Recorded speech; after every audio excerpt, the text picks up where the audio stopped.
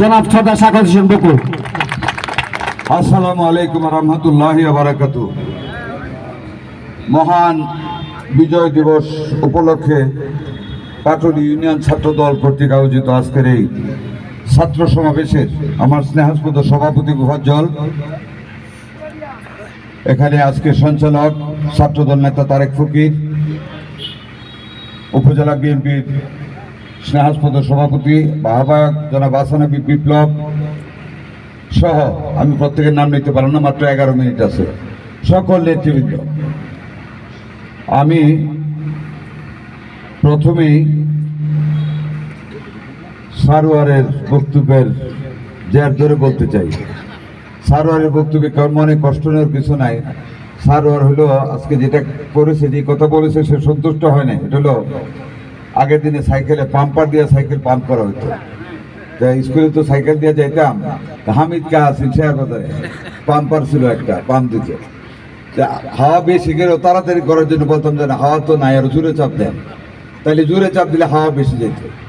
সারোয়ার আসলে একটা পাম্প দিছে, মানে প্রেশার গ্রুপ যেটাকে বলে ইংলিশে, পাম্প দিছে যাতে আরো কঠিনভাবে যাতে ছাত্ররা কাজ করে, এই জন্য তো পাম্প দিয়েছে। এটাই নেতাদের বৈশিষ্ট্য বলছে। তবে আমি একটা কথা বলতে চাই, মনোহর দিয়ে বেলাবো, ছাত্র দলের সবচাইতে সংগঠিত শক্তি পাটুলি ইউনিয়ন। এক জাগ সাগর সেচা মানিক আজকে যেই মিছিল করলো, এটা মনোহর দিয়ে বেলাবরের কোনো ইউনিয়নে এইভাবে ছাত্র দলকে সংগঠিত কেউ করতে পারে নাই।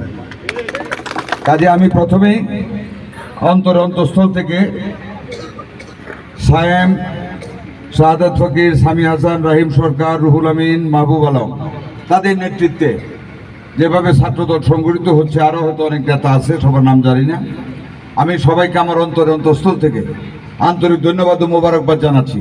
সময় কম, আজকে আমরা আগামী নির্বাচনের পদযাত্রা শুরু করেছি প্রথম বাজনাগো ইউনিয়ন দিয়ে, এবং আজকে শেষ করতেছি এই ছাত্র সমাবেশ দিয়ে পাটুলি ইউনিয়নে।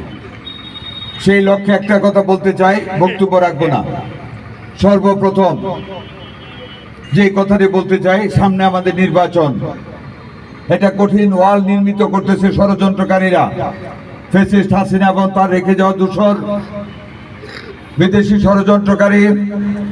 বাংলাদেশে আরেকটা গোষ্ঠী, তারা নির্বাচনকে প্রলম্বিত করতে চায়, ফাঁদ তৈরি করতে চায় ইউনূস সাহেবের জন্য।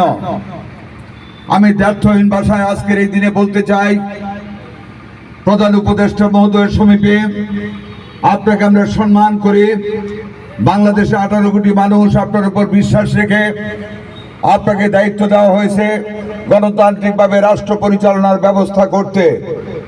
কাজে আজকের এই সমাবেশ থেকে আমার অনুরোধ থাকবে, আপনি সম্মান যদি আপনি অক্ষুণ্ণ রাখতে চান, আপনি যদি এই দেশে মানুষের ভালোবাসার পাত্র হয়ে বিদায় নিতে চান, অবিলম্বে তাল বাহানার রূপরেখা না দিয়ে আমরা বাংলাদেশ জাতীয়তাবাদী দল এবং তার সমমনা রাজনৈতিক দলের পক্ষ থেকে আজকের এই পাটুলি ইউনিয়নের পুরাদিয়া বাজার থেকে আপনার প্রতি আহ্বান রাখলাম, সুনির্দিষ্ট নির্বাচনের রূপরেখা চাই।